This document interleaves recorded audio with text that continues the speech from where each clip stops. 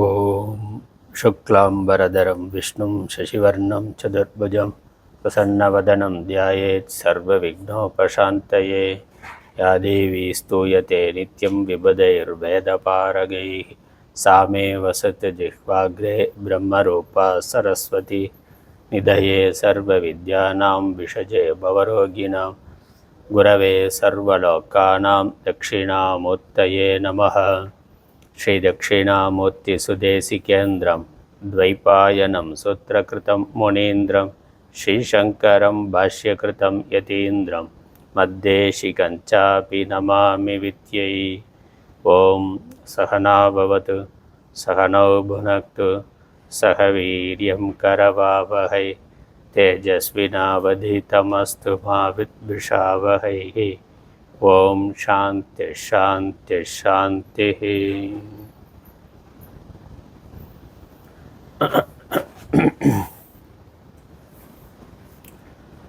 அந்தர்யோகம் நிகழ்ச்சியில்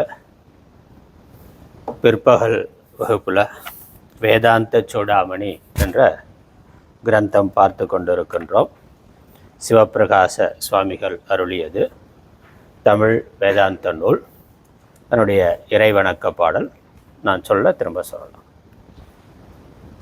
தருண மாதுமை முகத்தாமரை கெழும்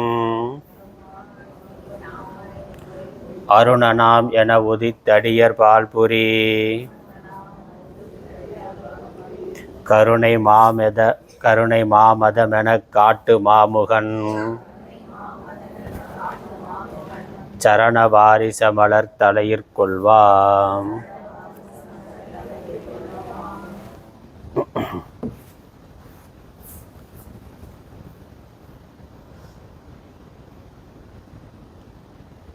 வேதாந்த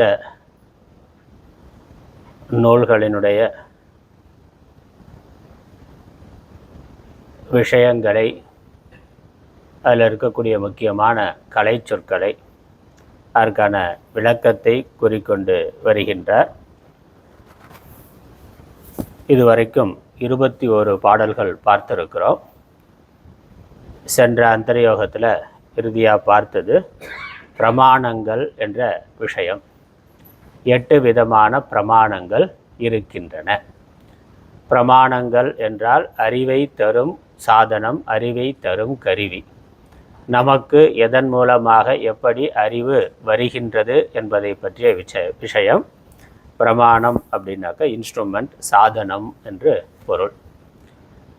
இந்த உலகத்தில் நாம் எப்படி அறிந்து கொள்ளுகிறோம்? 8 விதங்களில் நமக்கு அறிவானது கிடைக்கின்றது. இயல்பாக நமக்கு கண் முதலான பொறிகள் இருக்கின்றன. இந்திரியங்கள்னு பேர், ஞான இந்திரியங்கள்னு பேர், சென்ஸ் ஆர்கன்ஸ்னு சொல்கிறோம். அறிவு கருவிகள் 5: கண்ணு, காது, மூக்கு, நாக்கு, தோல் என்ற 5 அறிவு கருவிகள் இருக்குது. மனிதர்களுக்கு முழுவதுமாக இருக்குது. மற்ற உயிரினங்களுக்கு 1-2 குறையாக இருக்கலாம். மனிதனுக்கு 6 அறிவுன்னு சொல்கிற பொழுது முதல்ல இருக்கக்கூடிய 5 அறிவு இந்த 5 கருவிகள் மூலமாக நமக்கு கிடைக்கக்கூடிய அறிவு தான். கண்ணால் நிறங்களை, காட்சிகள், வடிவங்களை பற்றிய அறிவை பெறுகின்றோம், அது ஓர் அறிவு. காதால் ஒலி, சப்தத்தை பற்றிய அறிவை பெறுகின்றோம், அதுக்கு காதுங்கிற கருவி இருக்குது. மூக்கால் வாசனைகளை பற்றிய அறிவை பெறுகின்றோம், 3வது அறிவு. நாக்கால சுவையை பற்றிய அறிவை பெறுகின்றோம். உடல் முழுவதும் இருக்கக்கூடிய தோலினால் தட்பவெப்பநிலை, ஸ்பர்ஷம் என்று குளிர்ச்சி, வெப்பம் என்பதை அறிந்து கொள்ளுகின்றோம். இந்த 5 கருவிகள் மனிதர்களுக்கு கீழாக இருக்கக்கூடிய உயிரினங்களில் சிலவற்றுக்கு 1-2 இருக்கும், சிலதுக்கு 3, 4, 5 இப்படி இருக்குது. இந்த 5க்கு மேலே வேறு விஷயங்களும் உலகத்தில் இல்லை. ஆனால் இதுக்கு மேலே 6வதாக ஒரு கருவிங்கிறது வருவதற்கான வாய்ப்பு இல்லை. எந்த லோகத்திலையுமே இந்த 5 கருவிகள், அதற்கான அனுபவிக்கக்கூடிய விஷயங்கள் அதான் இருக்குது. சுவை, ஒளி, ஊறு, ஓசை, நாற்றம். இதற்கு மேலே உலகத்தில் வேறு ஏதாவது இருக்கா? அப்படி எதுவுமே இல்லை. இந்த 5 தான் இருக்குது. இந்த 5க்கு மேலே 6வது அறிவுன்னு நம்ம சொல்லுகின்ற பொழுது மனிதர்களுக்கு விசேஷமாக இருக்கக்கூடியது சிந்திக்கக்கூடிய ஆற்றல். அதனால்தான் அதை பகுத்தறிவுன்னு சொல்லுகின்றோம். இப்போ இந்த 5 கருவிகள் மூலமாக இந்த உலகத்தை பற்றிய அறிவு அனுபவம் நமக்கு கிடைக்கின்றது. இது இயற்கையாக பகவான் அப்படி வைத்திருக்கிறார். பஞ்சபூதங்கள், பஞ்சபூதங்களுக்கு தன் மாத்திரைகளாக 5 விஷயங்கள் இருக்குது. 5 விஷயங்களை அறிவதற்கு மனித உடலில் 5 கருவிகள் இருக்கின்றன. அதனால் உலகமே பஞ்சபூதங்கள் தான். பஞ்சபூதத்தில் ஒவ்வொரு பூதத்துக்கும் ஒவ்வொரு குணம் இருக்குது.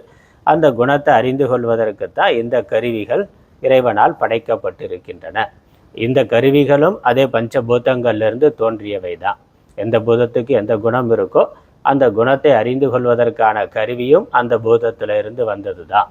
தத்துவ போதம் முதலான அடிப்படை நூல்களில் அதை பற்றி விரிவாக சொல்லப்பட்டிருக்கின்றது. இதுதான் அடிப்படை நமக்கு பிரமாணம். அதனால் நமக்கு முதல் பிரமாணம் பிரத்யக்ஷ பிரமாணம்னு பேர். இந்த 5 கருவிகளையும் சேர்த்து சொன்னால் பிரத்யக்ஷ பிரமாணம். இந்த பிரத்யக்ஷம்னா இந்திரியங்கள், இந்த பொறிகள், இதற்கு விஷயமாக இருக்கக்கூடியவை 5. இந்த பொறிகளை கொண்டு இந்த 5 விஷயங்களை பற்றிய அறிவை பெறுகின்றோம். அல்லது உலகத்தில் இருக்கக்கூடிய 5 விஷயங்களை அறிந்து கொள்வதற்கு கருவிகளாக இந்த 5 பொறிகள் இருக்கின்றன. அதனால் அந்த பொறிகள் அதுக்கு பிரமாணம் அப்படின்னு பேர். இந்த 5 கருவிகளில் 1-2 வேலை செய்யலைன்னா நமக்கு அந்த 1-2 அறிவு தெரியாது. கண்ணு தெரியாமல் போயிட்டால் நிறங்களை பற்றிய அறிவு அதன் மேலே அறிந்து கொள்ளவே முடியாது. காது கேட்கலைன்னா வேறு எந்த விதத்துலேயும் சப்தத்தை நம்ம உணர முடியாது. இப்போ இந்த 5 கருவிகள் தான் நமக்கு இந்த 5 விஷயங்களுக்கு சாதனமாக இருக்கின்றன. அதற்கு சம்ஸ்கிருதத்தில் பிரமாணம்னு பேர். தமிழில் அளவை அப்படின்னு சொல்லலாம். உலகத்தை அளந்து அறிந்து கொள்வதற்கு உதவுகின்ற சாதனம், கருவி.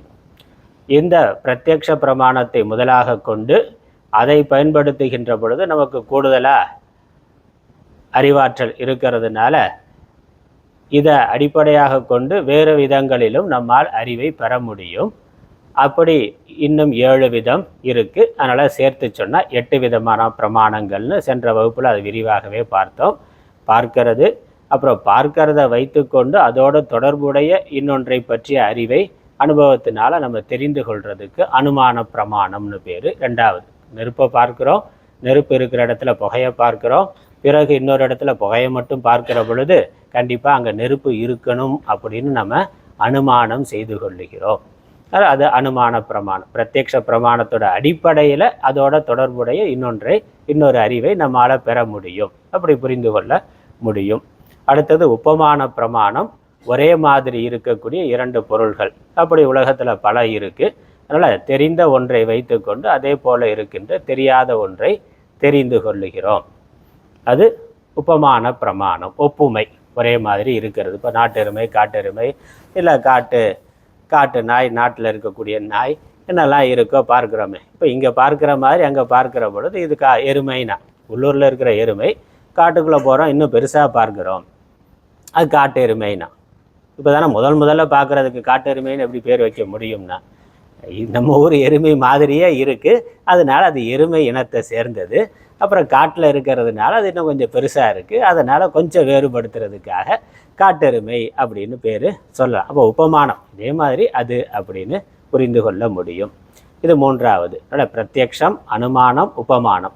அப்புறம் அர்த்தாபத்தி, ஒரு அர்த்தத்தை வைத்து கொண்டு அதற்கு முன்னாடி நடந்திருக்கக்கூடிய அதோட தொடர்பு இருக்கக்கூடிய இன்னொன்றை நம்மால் புரிந்து கொள்ள முடியும். இது ஒரு விதமான அனுமானம் தான். ஆனால் அனுமான பிரமாணத்துக்கு இதுக்கு கொஞ்சம் வித்தியாசம் உண்டு. புகையை பார்க்குற அதே சமயத்தில் அங்கே நெருப்பு இருக்குது. அந்த நெருப்பு நம்ம நேராக பார்க்கல, சமகாலத்தில் இருக்கும். ஆனால் இப்போ காலையில் எழுந்திரிச்சு வாசலில் வந்து பார்க்குறோம், வெளியே வந்து பார்த்தா ஒரே ஈரமாக இருக்குது. ஈரமாக இருக்குனாக்க இரவில் மழை பெய்திருக்கிறது. நம்ம பார்க்கல, நல்லா தூங்கிட்டோம், மழை பெஞ்ச சப்தம் கேட்கல, நமக்கு ஒன்றும் தெரியலை. ஆனால் வீதி முழுக்க தெரு முழுக்க ஈரமாக இருக்கிறத வைத்து கொண்டு இப்போ மழை பெய்யலை, மழை எப்போயோ பெஞ்சது. இப்போ நம்ம பார்க்கறது ஈரத்தை மட்டும் பார்க்குறோம். மழை பெஞ்சு 2-3 மணி நேரம் ஆச்சு. இன்னும் வெளியூருக்கு போனால் 2 நாளைக்கு முன்னாடி கூட பெஞ்சிருக்கலாம். தண்ணீர் தேங்கி இருக்கிறத வச்சு 2 நாளைக்கு முன்னாடி இங்கே பலமாக மழை பெஞ்சிருக்கும் போலன்னு புரிந்து கொள்ளுகிறோம். இப்போ அது சமகாலத்தில் இல்லை, இது ஒரு அனுமானம் தான். ஈரத்தை வைத்து கொண்டு மழை பெய்திருக்கிறதுங்கிறது அனுமானம் தான். ஆனால் நெருப்பு புகைக்கு இருக்கக்கூடிய அனுமானத்துக்கு இதுக்கு வித்தியாசம் உண்டு. நெருப்பு புகை சமகாலத்தில் இருக்குது. புகையை பார்க்குற அதே சமயத்தில் அங்கே உள்ள நெருப்பு எரிந்து கொண்டு இருக்கும். இங்கே தண்ணீர் நம்ம பார்க்குறோம், மழை 2 நாளைக்கு முன்னாடி கூட பேஞ்சிருக்கலாம், முன்னாடி நடந்திருக்கு, சமகாலம் இல்லாததுனால இது ஒரு தனி பிரமாணமாக அர்த்தாபத்தி இரம்ங்கிற ஒரு அர்த்தத்தை வைத்துக்கொண்டு மழை பெய்திருக்கும்னு இன்னொரு அர்த்தத்தை நம்ம எடுத்துக்கொள்ளுகின்றோம். அர்த்தாபத்தி பிரமாணம்னு 4வது. அப்புறம் அனுபலப்தி பிரமாணம் அப்படின்னு ஒன்று. ஒரு பொருள் இருக்கிறது நமக்கு தெரிகின்றது, அது ஒரு அறிவு. பொருளை கண்ணால் பார்க்கிற பொழுது பார்த்து தெரிந்து கொள்ளுகிறோம், அது பிரத்யக்ஷ பிரமாணத்தில் வருது. அதே சமயம் பார்க்கிறோம், பொருள் இல்லை, தெரியலை. இப்போ பொருள் தெரியவில்லை அப்படிங்கிறதும் ஒரு அறிவு தானே. பொருள் இல்லை, இப்போங்க பானை இருக்கானா, யானை இருக்கிறதா, பூனை இருக்கிறதான்னு கேட்டால் என்ன சொல்லுவோம்? இல்லைன்னு சொல்லுவோம். இல்லைன்னு எதை வச்சு சொல்கிறோம்? நேராக நம்ம பார்க்குறோம், அந்த பொருள் இங்கே கண்ணில் படலை, இருந்தால் தெரியும், தெரியவில்லை, ஆகவே இல்லை. அப்போ இல்லைங்கிறதும் ஒரு அறிவு தான். இருக்குங்கிறது எப்படி அறிவோ, அந்த பொருள் இங்கே இல்லை என்பதும் ஒரு அறிவு தான். அந்த அறிவு அனுபலப்தி பிரமாணம்னு பேர். இன்மையை பற்றிய அறிவு, அது ஒரு அறிவு தான், இன்மையை பற்றிய அறிவு. அதுக்கப்புறம் ஆகம பிரமாணம் அல்லது சப்த பிரமாணம்னு பேர். நம்ம கல்வி கேள்விகளால் தெரிந்து கொள்ளுகின்ற ஒன்று, அதுக்கு சப்த பிரமாணம். ஏற்கனவே ஒருத்தர் பார்த்துருக்கிறார் அல்லது ஆராய்ந்து அறிந்திருக்கிறார், அவருடைய பேச்சை கேட்டு நம்ம அதை ஒரு அறிவாக எடுத்துக்கொள்ளுகிறோம். இப்போ ஸ்கூலில் படிக்கிறோம், நம்ம படிக்கிற படிப்பெல்லாம் என்னது? சப்தம்தான், அதெல்லாம் சொற்களாகத்தான் இருக்குது. ஆனால் அதை படிக்கிற போது அதை பற்றிய அறிவு நமக்கு கிடைக்கின்றது. வானியலை பற்றி நம்ம நேராக போய் பார்க்க முடியுமா? அது எங்கேயோ இருக்குது. ஆனால் ஒரு டெலஸ்கோப்பை வச்சோ அல்லது சேட்டிலைட் விட்டோ அங்கே என்ன இருக்குங்கிறத பார்த்து இத்தனை கிரகங்கள் இருக்குது, இப்படி இருக்குது அப்படின்னு சொல்லுகிறார்கள். இல்லை, நம்ம உடம்புக்குள்ளே என்ன இருக்குது, என்னென்ன உறுப்புகள் இருக்குது, அது எப்படி செயல்படுது, அதனுடைய அமைப்பு என்ன அப்படிங்கிறதெல்லாம் நம்ம அனுபவத்தில் இருந்தாலும் அது நம்மளால் நேரடியாக பார்க்கக்கூடியது இல்லை. நம்ம இதயம் எப்படி இருக்குது நம்ம பார்க்க முடியுமான்னு பார்க்க முடியாது. போனதுக்கப்புறம் டாக்டரை போஸ்ட்மார்ட்டம் பண்ணி வேணால் எடுத்து பார்க்கலாம், நாம் பார்க்க முடியாது. அப்போ அது பிரத்யக்ஷத்துக்கு வரக்கூடியது அல்ல. ஆனால் இன்னொரு மனிதனுடைய உடம்பு அதை இறந்து போன பிறகு அதை பார்த்து உள்ள இந்த உறுப்புகள் இருக்குது, இப்படி இருக்குன்னு சொல்லி அதை ஆராய்ச்சி பண்ணி அதை பதிவு செய்து அதை நூலாக்கி கொடுக்கிறார்கள். அறிவியல் அதை சொல்லுது. அப்படி எண்ணற்ற சயின்ஸ் பார்க்குறோம். அப்போ அதெல்லாம் என்னது? சப்த பிரமாணம். நம்ம நேரடியாக பார்க்கலை, அதை பார்த்தவர்கள் அதை குறித்து வைத்து அதை பதிவு செய்து நமக்கு அதை நூலாக கொடுத்திருக்கிறார்கள் அல்லது சொற்பொழிவாக பண்ணுகிறார்கள். இப்போ இன்னொருத்தருடைய சப்தத்தின் மூலம் நமக்கு அந்த அறிவு வருகின்றது. இப்போ நம்மளுடைய சாஸ்திரம், சொர்க்கம் இருக்குது, நரகம் இருக்குது, புண்ணியம் இருக்குது, பாப்பம் இருக்குது, இதெல்லாம் எப்படி சாஸ்திரம் சொல்லுது? இருக்குது. சாஸ்திரத்தில் அது சொற்களாக வாக்கியமாக இருக்குது. நம்ம அதை படிக்கிறோம், நமக்கு அதில் ஸ்ரத்தை இருக்குது, அதனால் அது ஒரு அறிவு. பாப்பம் பண்ணால் நரகலோகத்துக்கு போவோம், புண்ணியம் பண்ணால் சொர்க்கலோகத்துக்கு போவோம்னா எப்படி தெரியும்? சொர்க்கலோகத்தை நீ நேராக பார்த்தியான்னா பார்க்கல, ஆனால் என்னுடைய வேதம் சொல்லுகின்றது, அதில் எனக்கு ஸ்ரத்தை இருக்கின்றது, அதனால் அது ஒரு பிரமாணம், அது ஒரு அறிவு. அப்படி பல அறிவு நமக்கு பல விதங்களில். கல்விங்கிறதே, கல்வி கேள்வி அறிவே ஒரு சப்த பிரமாணம். அதான் சப்த பிரமாணம்ங்கிறது. அதுக்கப்புறம் நம்ம அதை ஆராய்ந்து பார்க்கலாம், அனுபவத்தில் பார்க்கலாம். அது ஆனால் முதல்ல அதை கேட்கிற பொழுதே நம்ம அதை அறிவுன்னு ஏற்றுக்கொள்ளுகிறோம், அது உண்மை இருக்குன்னு ஏற்றுக்கொள்ளுகிறோம். அப்படி இது 6வது. அப்புறம் 7வது ஐகிக பிரமாணம் அப்படின்னு பேர். முன்னோர்கள் பெரியவர்கள் வழி வழியாக சொல்லிட்டு வந்திருக்கிறாங்க, கேட்குறோம், அது அப்படியே இருக்குன்னு நம்ம வைத்து கொள்ளுகிறோம், நம்புகிறோம். கோயிலில் இருக்கக்கூடிய தெய்வங்கள் எல்லாம் என்னது? ராமர் இதை பண்ணார், கிருஷ்ணர் இப்படி பண்ணாருன்னா, பெரியவர்கள் சொன்னார் தீபாவளினா இப்படி கொண்டாடணும், பொங்கல்னா இப்படி கொண்டாடணும் அப்படின்னா, கிருஷ்ணர் நரகாசுரனை கொன்றார், அது தீபாவளியாக கொண்டாடுறோம்னா இப்போ அதுவும் இப்படித்தான் கொண்டாடணும், அதில் ஒரு முறை இருக்குது.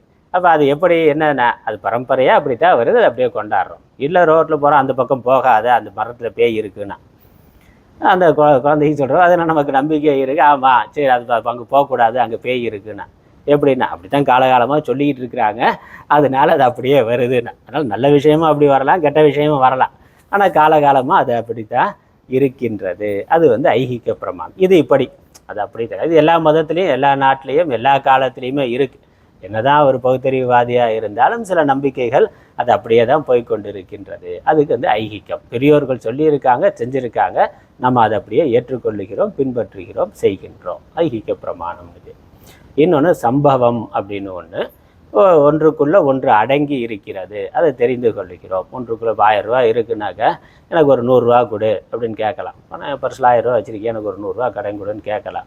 100 ரூபா இல்லைன்னு அவர் சொல்ல முடியாது. ஏன்னா 500 ரூபா நோட்டை கண்ணில் காமிச்சிட்டார். அப்போ அதுக்குள்ளே கண்டிப்பாக 1000 ரூபாய்க்குள்ளே 100 ரூபா இருக்குங்கிறது நமக்கு தெரியும். அதில் நமக்கு ஒரு 100 ரூபா கொடுக்கலாம். அப்போ அவர்கிட்ட இருக்குது அப்படின்னு அர்த்தம். என்கிட்ட 1000 ரூபா தான் இருக்குன்னு 500 ரூபா காமிச்சதுக்கப்புறம் எனக்கு ஒரு 10,000 ரூபா கொடுன்னு கேட்க முடியாது. அப்போ என்னது, 1000 ரூபாய்க்குள்ளே 100 ரூபா அடங்கும், 1000 ரூபாய்க்குள்ளே 10,000 ரூபா அடங்காது. இப்போ இதுக்குள்ளே இது இருக்குங்கிறது ஒரு இதுதானே, இப்போ சம்பவம்னு பேர். இது இப்படி இருக்கும், இது இருந்தால் இது இப்படி இருந்தால் இப்படி இருக்கும்னு இது சம்பவம். இப்படி 6 விதங்களில் உலகத்தை பற்றிய அறிவு நமக்கு கிடைக்கின்றது.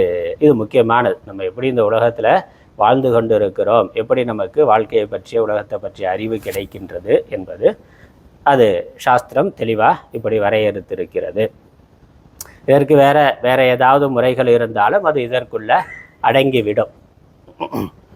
இதற்கு மேலே என்ன சொல்கிறார், இதற்கு மேலே வேதாந்த விஷயமானது வருகின்றது. இப்படி இந்த உலகத்தை நம்ம பார்க்கிறோம், 8 விதங்களில் அறிவை பெறுகின்றோம்.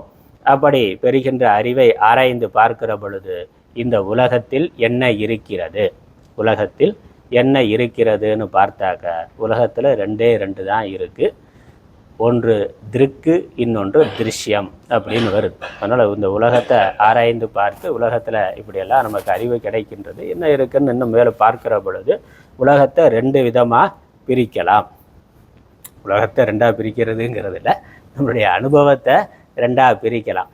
என்னது, ஒன்று அனுபவிப்பவன் இருக்கிறான், அனுபவிக்கப்படும் பொருள் அப்படின்னு இருக்குது. அதனால் திருக் திருஷ்ய விவேகம் அப்படின்னு பேர். இது முழுக்க வேதாந்த விஷயம். ஏன்னா இந்த நூல் வேதாந்த பகுதியை தான் நம்ம பிரதானமாக எடுத்துக்கொண்டு இந்த வேதாந்த சூடாமணின்னு தமிழில் பண்ணியிருக்காங்க. இதோடைய மூல நூல் மற்ற எல்லா உலக விஷயங்கள் மற்ற தர்ம விஷயங்களையும் சேர்ந்ததாக இருக்குது. நமக்கு தமிழாக்கம் பண்ண நூலாசிரியர் இந்த வேதாந்த விஷயங்களை மட்டும் எடுத்துக்கொண்டு பண்ணியிருக்கிறார். அதனால் அடுத்து வரக்கூடிய தலைப்பு திருக் திருஷ்ய விவேகம். திருக்கு அப்படிங்கிறதுக்கு லட்சணம் சொல்கிறார், திருஷ்யங்கிறதுக்கு லட்சணம் சொல்லுகின்றார். திருக் அப்படின்னாக்கா பார்ப்பவன் அப்படின்னு அர்த்தம். பார்ப்பவன், அறிபவன், காண்பவன், அவனுக்கு திருக்குன்னு பேர், பார்ப்பவன்.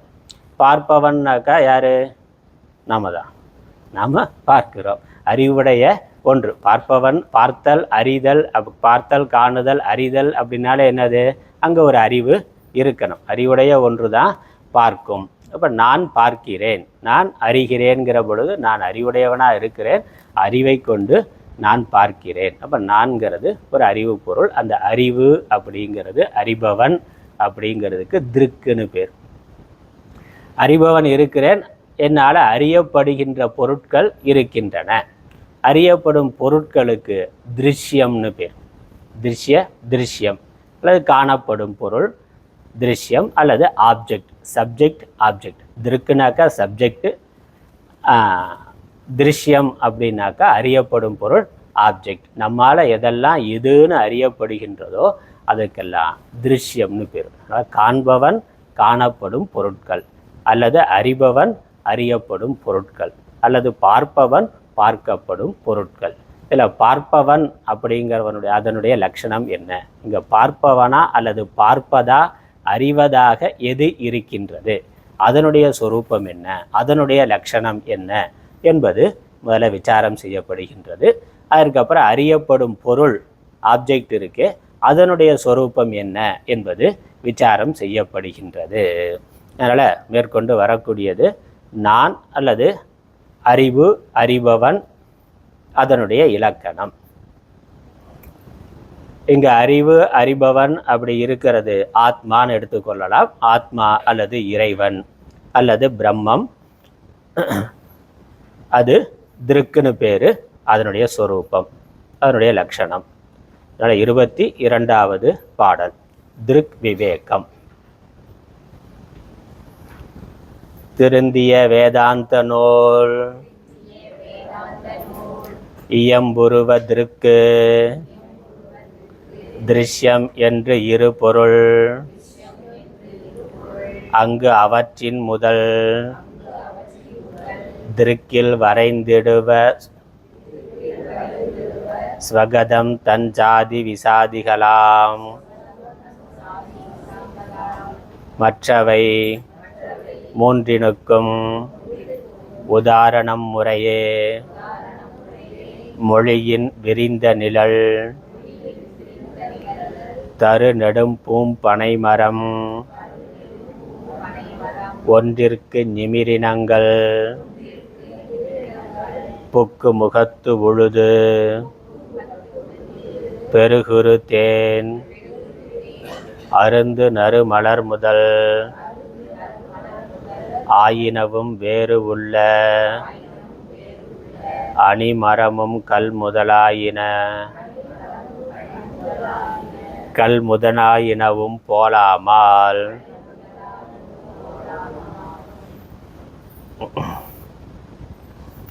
திருஷ்ய வேதாந்த நூல் இயம்புருவ திருக்கு. திருஷ்யம் என்று இரு பொருள்.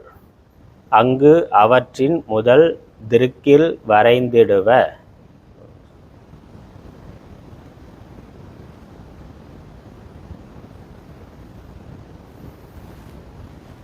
சுவகதம் தஞ்சாதி விஜாதிகளாம் மற்றவை மூன்றினுக்கும் உதாரணம் முறையே மொழியின் விரிந்த நிழல் தரு நெடும் பூம் பனைமரம் ஒன்றிற்கு நிமிரினங்கள் புக்கு முகத்து உழுது பெருகுரு தேன் அருந்து நறுமலர் முதல் ஆயினவும் வேறு உள்ள அணிமரமும் கல் முதலாயினவும் போலாமால். மால் ஆள்ங்கிறது அசைச்சொல், அதுக்கு அர்த்தம் இல்லை, போலாம் அப்படிங்கிறது வார்த்தை.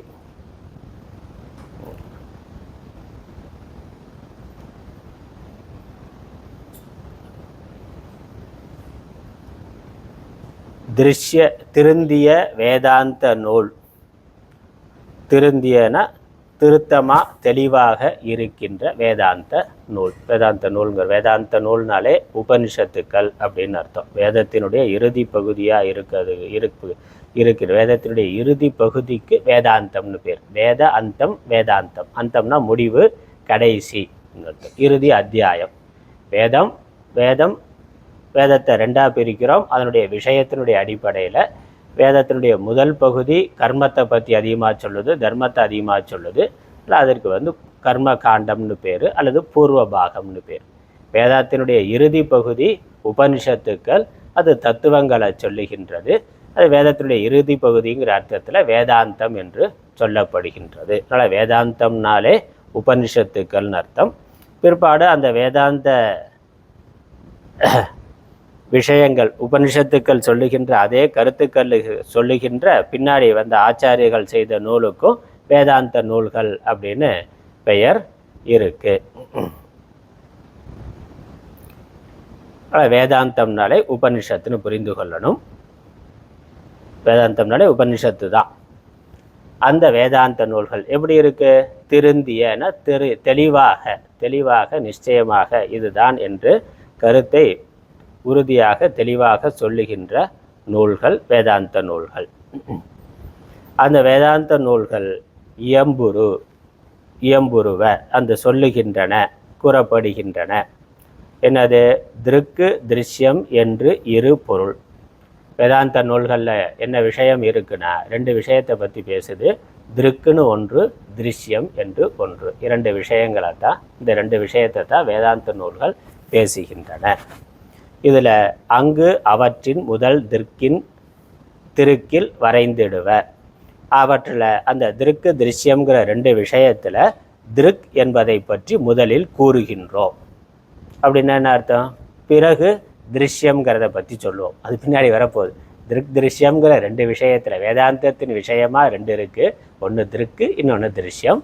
அதில் திருக்கு என்பதை பற்றி வேதாந்தம் என்ன சொல்லுதோ அதை முதலில் சொல்லுகின்றோம், அதை விவரிக்கின்றோம்.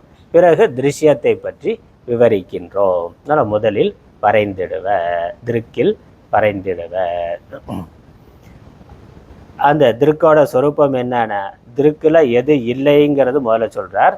ஸ்வகதம் தஞ்சாதி விஜாதிகளாம் மற்றவை அவை மூன்றினுக்கும் உதாரணம் முறையே மொழியின்.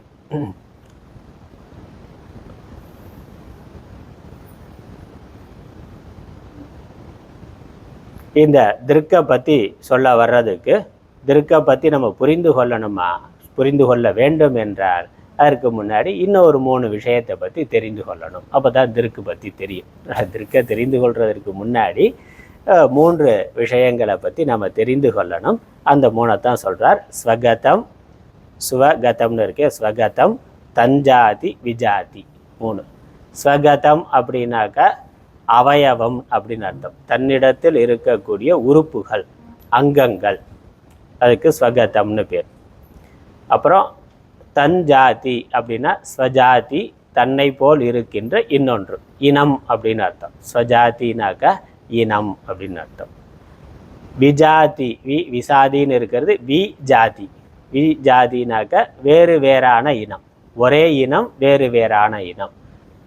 ஸ்வஜாதிங்கிறது தன்னினம், விஜாதி அப்படிங்கிறது வேறு இனம், வெவ்வேறான இனம். 3 கருத்து. தனக்குள்ளேயே உறுப்புகளோடு இருக்கிறது, பல அவயவங்கள் சேர்ந்து ஒரு பொருள் இருக்கிறது.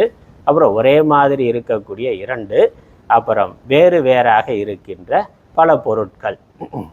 உதாரணம், இங்கே இருக்க உதாரணம் அப்புறம் நம்ம பார்க்கலாம். நமக்கு முதல்ல அடிப்படை விஷயம் என்னான்னு புரிந்து கொள்ளலாம். ஒரு பொருள் அப்படின்னாலே பல அவயவங்கள் சேர்ந்ததாகத்தான் இருக்குது. நம்ம உலகத்தில் பார்க்கக்கூடிய எல்லா பொருள்களுமே பல உறுப்புகள் சேர்ந்து தான் ஒரு வடிவமாக ஒரு பொருளாக இருக்கின்றது.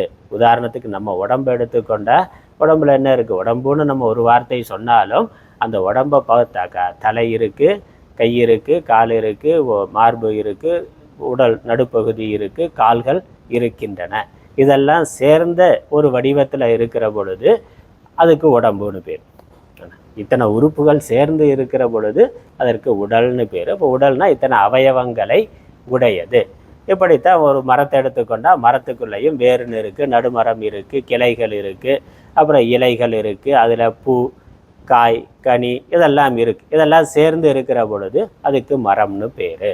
இப்படி உலகத்தில் எந்த பொருளை எடுத்தாலும், அது மனிதன் செய்கிற பொருளாக இருக்கலாம் அல்லது இயற்கையாக இருக்கக்கூடிய இறைவன் படைத்த பொருள்களாக இருக்கலாம், எல்லாமே பல பகுதிகள் சேர்ந்து இருக்கின்றது. இந்த பகுதிகள் சேர்கின்ற பொழுது தான் அந்த பொருள் உற்பத்தி ஆகுது. எப்போ பகுதிகள் பிரிகின்றதோ அப்பொழுது அந்த பொருள் அழிந்துவிடும். பகுதிகள் பிரிஞ்சு போனால் அதுக்கப்புறம் அந்த பொருளை சொல்ல முடியாது. தலை தனியாக போச்சு, கை தனியாக போச்சு அப்படின்னாக்கா அதுக்கப்புறம் உடல்னு சொல்வதற்கு ஒன்றும் இல்லை. இப்போ அந்த பகுதிகள் அப்படிங்கிறது ஒரு காலத்தில் உற்பத்தி ஆகின்றன, சேருகின்றன. அது இருக்கிற வரைக்கும் பொருள் இருக்கும். பகுதிகள் பிரிஞ்சால் பொருள் போய்விடும்.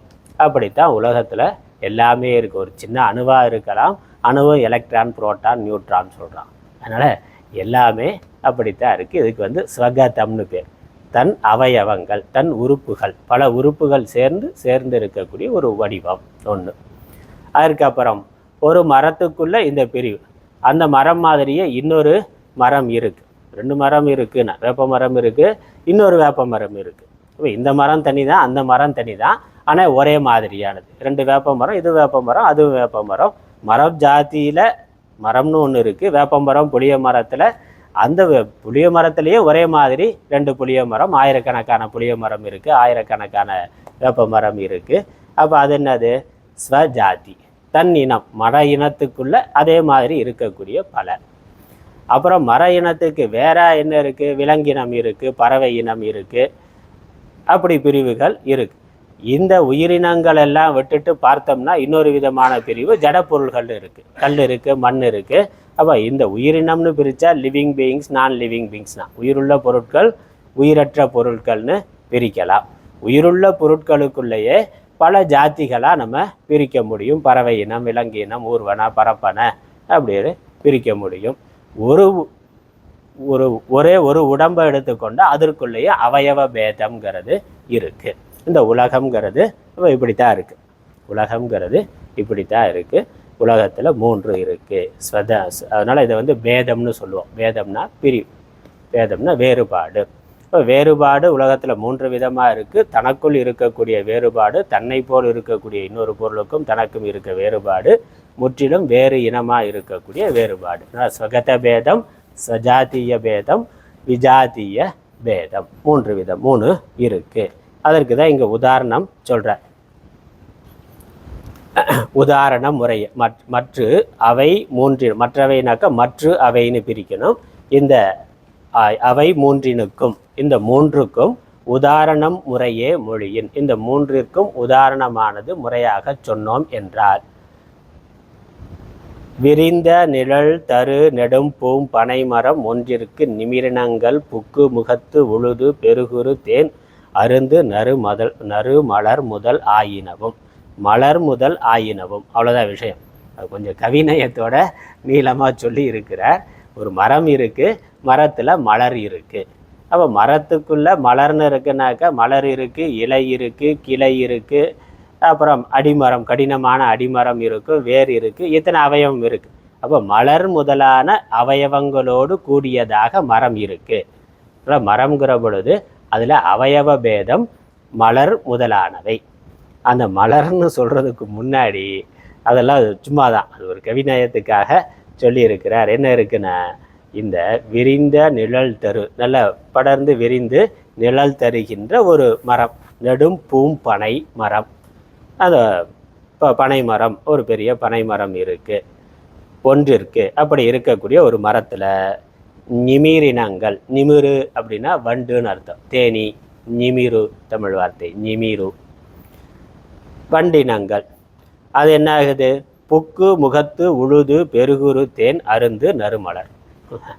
அந்த மரத்தில் ஒரு மலர் இருக்குது, அந்த மலரில் ஒரு தேனி போய் உக்காந்து, ஒரு வண்டு போய் உக்காந்து அதோட மலரை விரித்து அதற்குள்ளே இருக்க தேனை பருகின்றது, அல்லது வண்டினத்தினால் பருகப்படுகின்ற தேனை உடைய மலரானது. இதெல்லாம் விஷயம் இல்லை, மலருங்கிறது மட்டும்தாங்க விஷயம். அதனால் வண்டினங்கள் தேனை பருங்குகின்ற மலரானது அந்த மரத்தில் இருக்குது. அது அதனால் மரம் மலர் அப்படிங்கிறது, மரத்துக்கு மலருங்கிறது ஸ்வகத பேதம், அதனிடத்தில் இருக்கக்கூடிய ஒரு சிறு அங்கம், சிறு உறுப்பு, சிறு பகுதி. அதே மாதிரி காய் இருக்கும், கனி இருக்கும், இலைகள் இருக்கும், மற்ற உறுப்புகளெல்லாம் இருக்குது, அது ஒரு உறுப்பு. அதனால் ஒரு மரத்தில் மலர் அப்படிங்கிறது அவயவம், உறுப்பு, அது ஒரு பேதம், அவயவ பேதம். அப்புறம் வேறு உள்ள அணிமரம், அந்த மரம் மாதிரி இன்னொரு மரம் இருக்குன்னா அது சஜாத்திய பேதம். ஒரு மரம், இன்னொரு மரம், இன்னொரு மரம், இன்னொரு மரம். இந்த மரமும் அந்த மரம் வேறு வேறு தான். இந்த மரம் 50 வருஷமாக இருக்கலாம், அந்த மரம் 10 வருஷத்துக்கு முன்னாடி வந்ததாக இருக்கலாம். அதனால் இதோட வாழ்க்கை, இதோட லைஃப் டைம் வேறு, அதோட லைஃப் டைம் வேறு, இந்த மரம் வேறு, அந்த மரம் வேறு. ஆனால் அது என்னது, இதுவும் மர இனம், அதுவும் மர இனம். அதனால் ஒரு இனத்துக்குள்ளே இருக்கக்கூடிய பிரிவு சஜாத்திய பேதம். அதுக்கு உதாரணம் அது. அதனால் தஞ்சாதிங்கிறதுக்கு உதாரணம் வேறு உள்ள மரம், வேறா இருக்க இன்னொரு மரம். அதற்கு அப்புறம் விஜாதி விசாதின்னு இருக்கு, விஜாதிங்கிறதுக்கு உதாரணம் கல் முதலாயின, கல், மண், இவைகளெல்லாம் மர இனத்துக்கு வேறானது. மர இனத்துக்கு வேறானது கல், மண், அது விஜாத்திய பேதம்னு பேர். உலகம் இப்படித்தான் இருக்கு. இதில் இந்த திருக்கில் என்னன்னா, திருக்களுக்கு இந்த 3 பேதமும் இல்லை, அதான் விஷயம். அதில் திருக்கை பற்றி சொல்கிறேன்னு சொல்லிட்டு இந்த 3ஐயும் ஏன் சொல்கிறாருன்னா, இந்த 3ம் இல்லாதது திருக்கு. உலகத்தில் நம்ம எதை எடுத்துக்கொண்டாலும் அதில் இந்த 3ஐயும் பார்க்க முடியும். ஆனால் இந்த திருக்குன்னு சொல்லப்படுவது இந்த 3ம் இல்லாத ஒன்று, 3 விதமான பேதங்களும் இல்லாத ஒன்று. அப்போ திருக்கில் தலை காலு அப்படிங்கிற பேதம் இல்லை. திருக்குன்னா அது திருக்கு மாத்திரம்தான். அப்புறம் திருக்கு அப்படின்னாக்க திருக்குக்கு வேறாக அதே மாதிரி இன்னொரு திருக்கு இருக்கான்னா இன்னொரு திருக்கு இல்லை, சஜாதிய பேதம் இல்லை. இன்னொரு திருக்கு அப்படின்னு இன்னொரு பார்ப்பவன் அப்படிங்கிறது இல்லை. அதுக்கப்புறம் திருக்குக்கு வேறாக இன்னொன்று பார்க்கப்படுவதுன்னு இருக்குன்னு நம்ம கேட்கலாம், அதுவும் இல்லைங்கிறதா விஷயம். அடுத்த பாட்டில் அதான் சொல்ல போகிறேன். இந்த பாட்டில் திருக்கை பற்றி சொல்கிறேன்னு சொல்லிட்டு 3 விதமான பேதத்தை சொல்லி இருக்கிறார். இந்த 3 விதமான பேதமும் திருக்குக்கு இல்லை. திருக்கு ஒன்று தான், அதுலேயும் அவயவம் கிடையாது, 2 திருக்குங்கிறது கிடையாது. அப்புறம் திருக்குக்கு வேறாக இன்னொரு பொருள் இருக்குது அப்படிங்கிறதும் கிடையாது. ஒன்றே ஒன்று தான் திருக்குன்னா.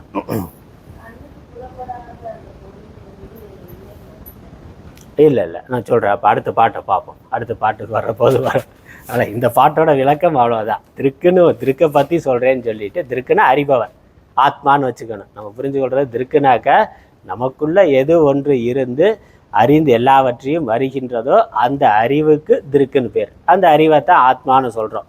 எந்த ஒரு ஆத்மா உடம்புல இருந்தால் நம்ம கண்ணு பார்க்குமோ, காது கேட்குமோ, மூக்கு நுகருமோ, அந்த ஆத்மாவுக்கு சாஸ்திரம் வச்சிருக்க பேர் திருக்கு அப்படின்னு. அதனால் கண் இல்லாமல் நாம் இருக்க முடியும், காது இல்லாமல் இருக்க முடியும். ஆனால் உள்ள ஆத்மா இல்லாமல் உயிர் இல்லாமல் இருக்க முடியுமா?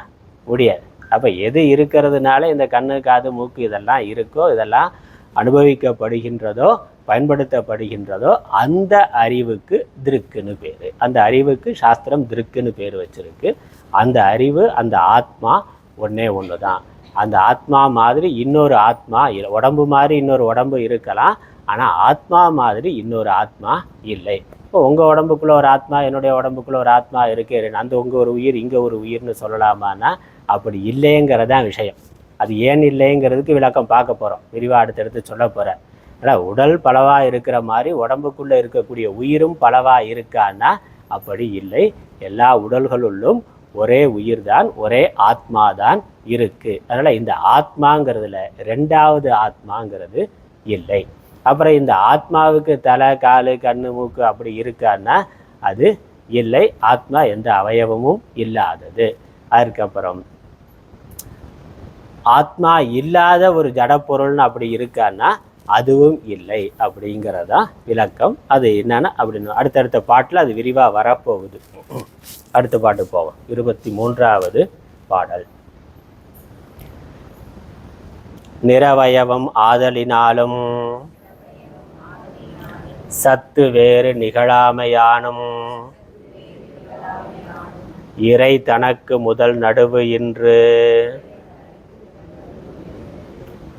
ஒரு உருக இவ்வுலக காரணமா மாயை உண்மையினால் இறுதியது இல் என்பது என் கொல் எண்ணில் வரைவு தரு சித்திரிகண்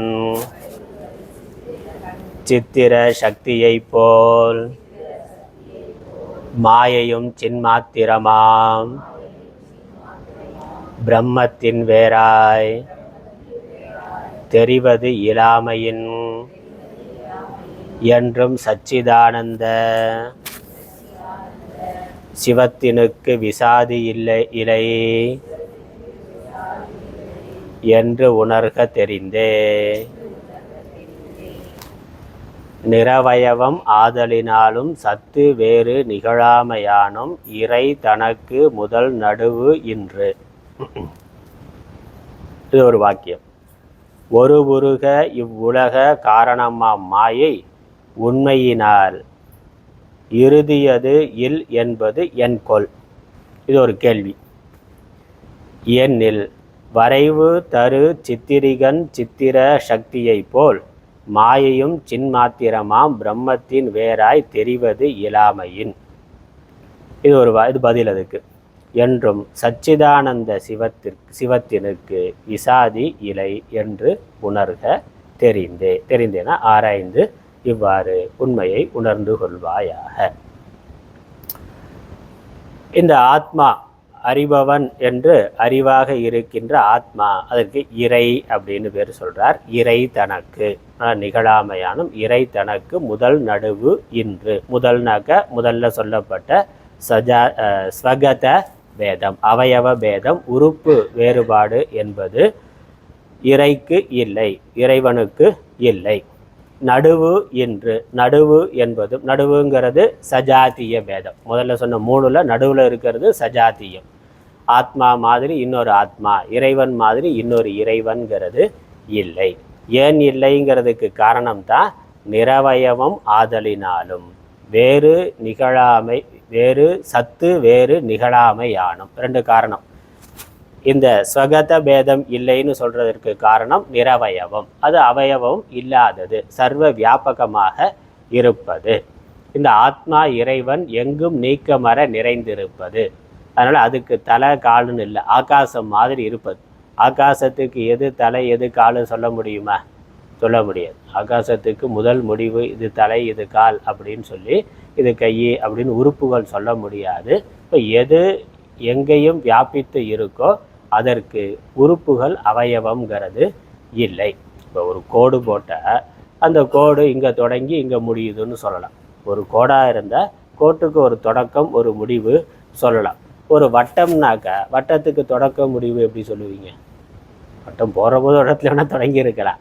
ஆனால் வட்டத்துக்கு இது தொடக்கம் இது முடிவுன்னு சொல்ல முடியாது. எந்த இடத்துல வேணாலும் தொடக்கம் சொல்லலாம், எந்த இடத்துல வேணாலும் முடிவுன்னு சொல்லலாம். அப்போ குறிப்பிட்டு தொடக்கம் முடிவு என்பது வட்டத்தில் இல்லை. இப்போ பூர்ணமாக இருக்கக்கூடிய ஒரு பொருளுக்கு அவயவம் சொல்ல முடியாது.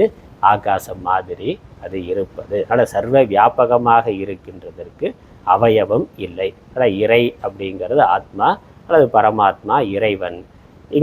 அதனால் இங்கே திருக்குங்கிறது இறைவனை குறிப்பது, ஆத்மாவை குறிப்பது. அவர் அவயவம் இல்லாதவர். அவயவம் இல்லாதவர்னால் மனுஷன் மாதிரி தலை காலு கை அதெல்லாம் இருக்கக்கூடியவர் அல்ல. அப்படி இருந்தால் என்னாகும்னா அவயவம் எப்போ பிரியுதோ அப்போ மரணம்ங்கிறது வரும். இப்போ கடவுள் அல்லது ஆத்மாவுக்கும் இதே மாதிரி அவயவம் இருக்குது, கை காலெல்லாம் தனித்தனியாக இருக்குனாக்கா ஒரு நாள் அழிந்துவிடும். அதனால் இந்த உலகத்திற்கு மூலமாக காரணமாக முதலாக எது இருக்கின்றதோ அதற்கு அவயவம் எதுவும் இல்லை. நம்ம கோயிலில் சாமின்னு வச்சுருக்கிறோம், அந்த சாமிக்கு அவயவம் இருக்குது. அவருக்கு தலை இருக்குது, கால் இருக்குது, ரெண்டு கை 4 கை வச்சுருக்கிறார், 6 கை 8 கை 10 கை 12 கை கூட வச்சுருக்கலாம். தலையும் 4 தலை 5 தலை வச்சுருக்கலாம், 6 முகனாக இருக்கலாம். அதெல்லாம் நம்ம வணங்குறதுக்காக வழிபடுவதற்காக அவருடைய மிகுதியான சக்தியை காட்டுவதற்காக உருவகமாக வைத்திருக்கக்கூடிய ஒன்று தானே ஒழிய அது அவருடைய வாஸ்தவ சொரூபம் அல்ல. அது மட்டுமே அவருங்கிறது இல்லை. ராமர்னாக்கா அவருக்கு டேட் ஆஃப் பர்த் இருக்குல்ல, ராம நவமின்னா அப்போ ராமர் பிறந்தார் அப்படின்னு இருக்குது. அப்போ பூலோகத்துக்கு அவர் வந்த பொழுது ஒரு மனித உருவத்தை எடுத்துக்கொண்டு வந்தார், அதனால் அவர் பிறந்த நாள் இருக்குது. அதுக்கப்புறம் ஒரு நாள் பூலோகத்தை விட்டு போனார், அதுவும் இருக்குது. அப்போ வந்தால் கண்டிப்பாக போய்த்தான் ஆகணும். பிறந்தால் ஒருத்தர் ஒரு நாள் இறந்து தான் ஆகணும். அதனால் இறைவன் அந்த ஸ்ரீராமருக்கு மூலமாக இருக்கக்கூடிய மகாவிஷ்ணுவுக்கு டேட் ஆஃப் பர்த் சொல்ல முடியுமா? அவருக்கு கிடையாது. அவருக்கு டேட் ஆஃப் பர்த் சொன்னால் அவரு ஒரு நாள் போய்வார் அப்படின்னு ஆயிரும். அதனால் அதுக்கு கிடையாது. அவர் அவதாரமாக ஒரு உருவத்தை எடுத்துக்கொண்டு வர்ற பொழுது அதற்கு பிறப்பு இறப்புங்கிறது உண்டு. அவர் அங்கே சண்டை போடலாம், அவருக்கும் பசிதாகம் இருக்கும், அவருக்கு விருப்பு இருக்கும், அவருக்கு அழுகை சோகம் கவலை கண்ணீர் எல்லாமே இருக்கும். அவர் மனுஷன் மாதிரி இருக்கிற பொழுது எல்லாமே இருக்குது. இப்போ உடம்போடு இருக்கிற பொழுது அதெல்லாம் இருக்குது. ஆனால் வாஸ்தவமாக அதனுடைய சொரூபம் இல்லை, எதுவும் இல்லைங்கிறதான். ஆனால் இந்த ஆத்ம தத்துவம் அல்லது இறை தத்துவம் அவயவம் இல்லாதது, எங்கும் வியாபகமாக இருக்கக்கூடிய சத்து வஸ்து. அதனால் சத்துனா அது இறைவன் எப்படி இருக்கிறார்னா அனைத்துள்ளும் சத்தாக இருக்கின்றார், சித்தாக இருக்கின்றார். ஆனால் இப்படி எடுத்துக்கணும். சித்துன்னு எடுத்துக்கொள்ளணும். திருக்கு அப்படின்னாலே சித்துன்னு அர்த்தம். திருக்குன்னா அறிபவன். அறிபவன்னா எனது அறிவு தானே. நான் பார்க்கிறேன்னாக்கா பார்க்கிறவனுக்கு இருக்கக்கூடிய அறிவு. அந்த அறிவு இருக்குது. அந்த அறிவு ஒரே ஒரு அறிவு தான் இருக்குது. அந்த அறிவு இருக்குங்கிற பொழுது அந்த சத்துங்கிற அம்சம் வருது. உலகம் முழுக்க உலகம் இருக்கிறது அப்படின்னு சொல்கிற பொழுது அந்த உலகத்துக்குள்ளே இருக்கக்கூடிய இருப்புத்தன்மை இறைவனுடையது. உலகத்துக்கு இருக்கக்கூடிய இருப்புத்தன்மைங்கிறது இறைவனுடையது. அதனால் இருப்புத்தன்மைங்கிறது ஒன்று தான். இருப்புத்தன்மையில் பல சொல்ல முடியாது. இருப்பது பலவாக இருக்கலாம், இருப்பு ஒன்று தான். ரொம்ப கவனமாக தூங்காமல் கேட்கணும். தூங்காமல் கேட்கணும். இருப்பு பலவாக இருக்கலாம், இருப்பது பலவாக இருக்கலாம், ஆனால் இருப்பு ஒன்று தான். இருப்பதுங்கிறது ஒரு வடிவத்தை எடுத்துக்கொண்டு இருக்கிறது. இப்போ 10 பேர் இருக்கிறோன்னா 10 பேரும் 10 விதமான சட்டை போட்டிருக்கலாம். 10 சட்டைக்குள்ளே இருக்கிறது என்னது? துணிங்கிறது ஒன்று தான். இல்லை துணியிலையும் அது பாலிஸ்டர் துணி, இது காட்டன் துணின்னு பலவாக சொல்லலாம். ஆனால் துணிக்கான மூலப்பொருள்னு போனீங்கன்னாக்கா அது ஒன்று தான். இப்போ சட்டை இருக்கிறது அப்படின்னு சொன்னாக்க சட்டைகள் இருக்கின்றனன்னு சொல்லலாம். சட்டைகள் இருக்கின்றன அப்படின்னு சொல்லலாம்.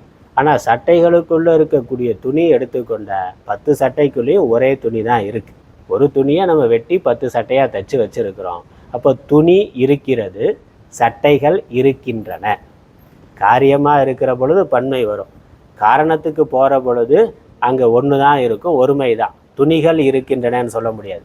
துணி இருக்கின்றது, அதை சட்டையாக தைக்கிற பொழுது சட்டைகள் இருக்கின்றனன்னு சொல்லலாம். ஒரு துணி பல சட்டையாக ஆகி இருக்கின்றது. அப்புறம் துணி எங்கேருந்து வந்ததுன்னா, துணியை பார்த்தாக்கா அதுலேயும் துணி எங்கேருந்து வந்ததுன்னு பார்த்தாக்கா துணிக்கு ஒரு மூலம் இருக்குது. ஏன்னா அது நூலில் இருந்து வந்தது. துணிக்கு ஒரு காரணம் இருக்குல்ல, அது நூலில் இருந்து வருது. அப்போ அந்த துணியில் இருக்க நூலெல்லாம் தனித்தனியாக பிரிச்சிங்கனாக்கா அதில் நிறைய நூல் இருக்குன்னு சொல்லலாம்.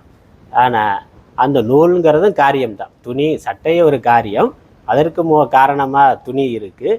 துணிங்கிறதும் ஒரு காரியம், துணிக்கு காரணமாக நூல் இருக்குது. அந்த நூலை பிரித்தா நூல் எங்கேருந்து வந்தது? பருத்தியிலேருந்து வந்தது. அந்த பருத்தி எத்தனை? ஒன்று தான். பருத்திங்கிறது ஒன்று தான். அதை நம்ம பலவிதமாக திரித்து 10 நூல் 100 நூல் இப்படி ஒன்று இப்படி ஒன்றுன்னு போடலாம், எப்படி வேணாலும் போடலாம். மூலமான பருத்திங்கிறது ஒன்று தான். பருத்தி எங்கேருந்து வந்தது?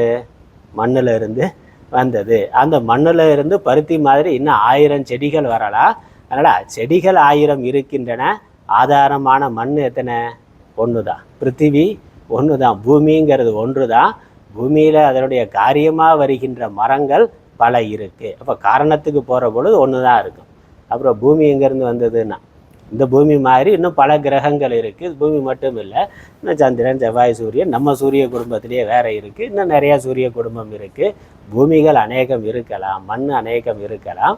அது மண்ணு காரியம், அதனால் அதில் அநேகம் இருக்கலாம். அப்போ அதுக்கு காரணம் என்னன்னு போனாக்கா மண் எங்கேருந்து வந்ததுன்னா சாஸ்திரம் தண்ணீர்லேருந்து வந்தது. திரவமாக இருந்து அது திடமானது. அப்படித்தான். தண்ணீர்னாக்கா அது திரவ பொருளாக இருந்து பிறகு திடமானது. திடமாகிற பொழுது அது பலவாயிரும். எப்படி? அரிசி மாவு இட்லி ஆகிற மாதிரி தானே. அரிசி மாவாக இருக்கிற பொழுது அது திரவமாக இருக்குது, ஒன்று தான். அண்டாவில் ஒன்றா இருக்குது, அது அன்கவுண்டபிள், ஒன்றா தான் இருக்குது. அதை நம்ம இட்லியாக ஊற்றுற பொழுது 10 இட்லி 20 இட்லி 50 இட்லின்னு சொல்லலாம். திரவமாக இருக்கிற பொழுது அது ஒன்று தான். அந்த மாதிரி இந்த பிருத்திவி, இந்த கோள்களெல்லாம், இந்த மண் பூமிகளெல்லாம் அதற்கு முன்னாடி இருந்தக்கூடிய தண்ணீர்லேருந்து வந்தது. தண்ணீருங்கிறது ஒன்று தான். திரவ பொருள், மூலம பொருள் ஒன்று தான். பூமிக்குள்ளே போனால் என்ன இருக்குது? தண்ணி தான் இருக்குது. பூமியோட நடு மையம் உலோகமாக தான் இருக்குது. அது திரவமாக தான் இருக்குது. வெளியில் எரிமலை வெடித்து வருது, உள்ளேருந்து வர்றது என்னது? உள்ளேருந்து தான் வருது எல்லாம். அப்போ அது தண்ணீர் இருக்குது. தண்ணீரில் அப்புறம் தண்ணீருக்கு மூலம் தண்ணீரும் காரியம்தான். தண்ணீரில் தண்ணீரையும் பிரித்து திவலைகளாக பிரிக்க முடியும். தண்ணீர் துளிகள்னா, தண்ணீர்னு ஒரு பொருள்னு சொன்னாலும் அது சொட்டு சொட்டாக எடுத்தோம்னாக்கா தண்ணீர் திவலைகள் ஆயிரும். தண்ணீர் எங்கேருந்து வந்தது? அதுவும் காரியம்தான். அதனால் பலவாக ஆக முடியும். தண்ணீர் எங்கேருந்து வந்ததுன்னா அக்னியிலேருந்து வந்தது, நெருப்பில் இருந்து வந்தது. நெருப்பு ஒன்று தான். நெருப்பு காரணம், நெருப்பு ஒன்று தான். நெருப்பில் இருந்து தண்ணீர் வருதுன்னு. தண்ணியை பிரித்தா என்னது? ஹைட்ரஜன் ஆக்சிஜன் தானே. ஹைட்ரஜன் தனியாக இருந்தாலும் எரியும், ஆக்சிஜன் தனியாக இருந்தாலும் எரியும். ரெண்டுமே நெருப்பு தான்.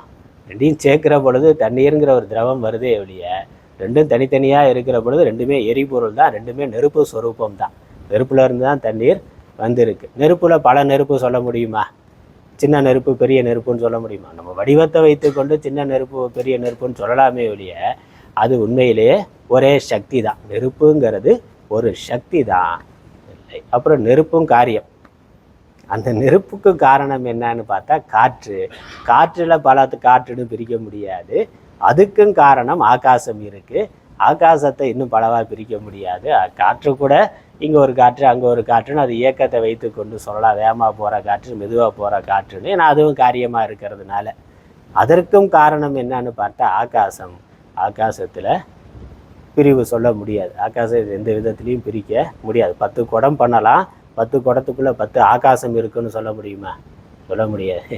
ஆகாசம், குடத்துக்கு உள்ளே இருக்க ஆகாசம், வெளியே இருக்க ஆகாசம், எத்தனை குடம் இருந்தாலும் அதுக்குள்ளே எவ்வளோ ஆகாசம் இருந்தாலும் ஆகாசங்கிறது ஒன்று தான்.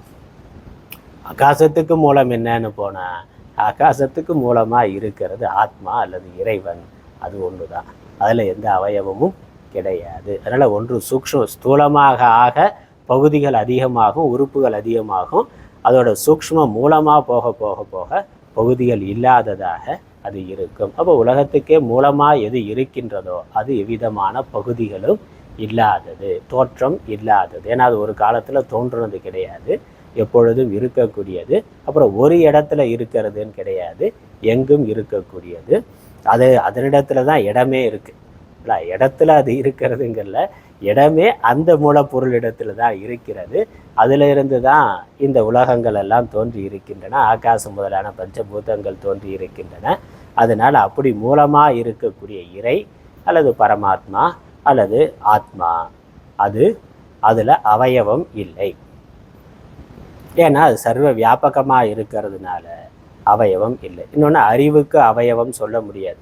அறியப்படும் பொருள் பகுதிகளாக இருக்கலாம், அறிவு பகுதிகள் உடையதாக இருக்காது. அது அறிவு சொரூபமாக இருக்கு.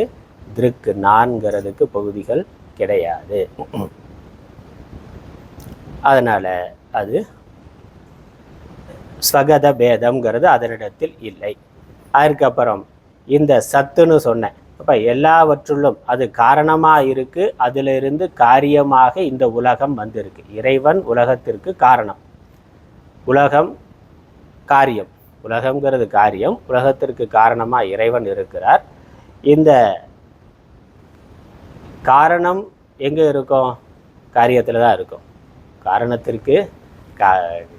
காரணத்திற்கு வேறாக காரியம் இருக்காது. காரணமே தான் காரியமாக இருக்கின்றது. அதனால் காரியத்தினுடைய இருப்புத்தன்மை காரணத்தை சார்ந்தது. துணி இருக்கிறது அப்படின்னு சொன்னால், அல்லது சட்டை இருக்கிறதுன்னு சொன்னால், அந்த இருப்புத்தன்மை சட்டையை சார்ந்ததா துணியை சார்ந்ததா? துணிக்கு சட்டைக்கும் தனித்தனியான இருப்பு கிடையாது. சட்டை இருக்கிறது நம்ம சொல்கிற பொழுது சட்டைங்கிற ஒரு வடிவம் இருக்கிறதே ஒழிய உண்மையிலேயே சட்டைக்குள்ள உண்மையான பொருளாக இருக்கிறது துணி தான். சட்டையிலேருந்து துணியை எடுத்துட்டா அதுக்கப்புறம் சட்டைன்னு ஒன்று இருக்காது. நகையிலேருந்து தங்கத்தை எடுத்துட்டா நகைன்னு ஒரு பொருள் இருக்காது. இப்போ நகை இருக்கிறது, சட்டை இருக்கிறது அப்படிங்கிற பொழுது அதுக்குள்ளே அந்த இருப்புத்தன்மையை கொடுத்துருக்கிறது உள்ள காரணமாக இருக்கக்கூடிய மூல பொருள். அப்புறம் துணி இருக்கிறதுன்னு சொல்கிற பொழுதும் துணியும் ஒரு தோற்றம் தான். துணி நூலை ஆதாரமாக கொண்டது. நூலோட இருப்புத்தன்மை தான் துணியினுடைய இருப்புத்தன்மை. துணியிலேருந்து நூலெல்லாம் உருவிட்டாக்கா அதுக்கப்புறம் துணி இருக்குன்னு சொல்ல முடியுமா? சொல்ல முடியாது. அப்போ துணிக்கும் சொந்தமான இருப்புத்தன்மை கிடையாது, நூல் தான் இருப்புத்தன்மை உடையது. அப்புறம் நூல் இருக்குன்னு சொல்லலாமாண்ணா? நூலுக்கும் சொந்தமான இருப்புத்தன்மை கிடையாது. ஏன்னா நூலுக்குள்ளே இருக்கிறது பருத்தி தானே. நூலில் இருந்து பருத்தி எடுத்துட்டிங்கனாக்கா அதற்கு இருப்புத்தன்மை கிடையாது. அப்போ பருத்தி தான் இருக்கிறது, பருத்தி நூலாக இருக்கிறது, பருத்தி துணியாக இருக்கிறது, பருத்தி சட்டையாக இருக்கிறது. மூலப்பொருள் அதான். 100% காட்டன் ஷர்ட்டுனா, இப்போ 100% காட்டன் அப்படின்னா அது என்னது? அது அந்த இப்போ பருத்தி தானே குறிக்குது. காரணம் என்னவோ அதுதான் அது குறிக்கின்றது. அப்புறம் பருத்திக்கு இருப்புத்தன்மை இருக்கானா? பருத்தியோட இருப்புத்தன்மை என்னது? மண்ணில் இருந்து வந்தது. பருத்தி மண்ணிலேருந்து தோன்றியது, மண்ணில் இருந்து மண்ணாக போகக்கூடியது. அதனால் பருத்தி இருக்கிறதுன்னு சொன்னாலும் அந்த இருப்புத்தன்மை மண்ணை சார்ந்தது. இப்படியே நம்ம ரிவர்ஸில் போன மாதிரி மண்ணுக்கு முன்னாடி தண்ணீர், தண்ணீருக்கு முன்னாடி மண்ணோட இருப்புத்தன்மை, தண்ணீரோட இருப்புத்தன்மை, தண்ணீரோட இருப்புத்தன்மை நெருப்போட இருப்புத்தன்மை, நெருப்போட இருப்புத்தன்மை காற்றோட இருப்பு, காற்றோட இருப்புங்கிறது ஆகாசத்தோட இருப்பு, ஆகாசத்தோட இருப்பு அதற்கு ஆதாரமாக இருக்கக்கூடிய இறைவன் ஆத்மாவினுடைய இருப்பு. அதனால் சத்துங்கிறது பல சத்து கிடையாது, ஒரே சத்து தான் பலவாக விளங்கி கொண்டிருக்கிறது. அந்த கடவுள் இருக்கிறார், கடவுள் இருந்தார்னு சொல்லலாமாண்ணா? கடவுள் இருந்தார், கடவுள் இருக்கிறார், கடவுள் இருப்பார் அப்படி வேணா வச்சுக்கலாம். அதனால் கடவுள் இருந்தார்னா இப்போ இல்லையாண்ணா? கடவுள் உலகம் வந்ததுக்கப்புறம் கடவுள் இல்லாமல் போயிட்டார்னு சொல்ல முடியாது. துணி வந்ததுக்கப்புறம் நூல் இல்லாமல் போயிடுச்சா? நகை வந்ததுக்கப்புறம் தங்கம் இல்லாமல் போச்சாண்ணா? துணி இருக்கிற பொழுது என்னது? நூல் இருக்கிறது. துணி இருக்கிற பொழுது நூல் இருக்கிறது. அதனால் கடவுள் அடைத்திருக்கும் காலம்னா கடவுளுடைய இருப்புத்தன்மை தான் உலகத்தினுடைய இருப்புத்தன்மை. உலகத்தில் இருக்கக்கூடிய அனைத்து பொருளும் ஒவ்வொரு பொருளும் இருக்கிறதுன்னு சொல்கிறோம். இந்த பொருள்களில் இருக்கக்கூடிய இருப்புத்தன்மை அது ஒன்று தான், வேற கிடையாது. தோற்றம் வேறையாக இருக்கலாம், அது புற வடிவம் வேறையாக இருக்கலாம், ஆனால் உள்ளே இருக்கக்கூடிய பொருள் ஆதாரமான அந்த இருப்பை மட்டும் எடுத்துக்கொண்டோம்னா அது ஒன்று தான், அதில் மாற்றம் கிடையாது, ஒரே இருப்பு தான். அதனால் இருப்பு இல்லாத இன்னொரு பொருள் சொல்ல முடியுமான்னு? இருப்பு இல்லைன்னா என்ன இருக்கும்? இன்மை தான் இருக்கும்.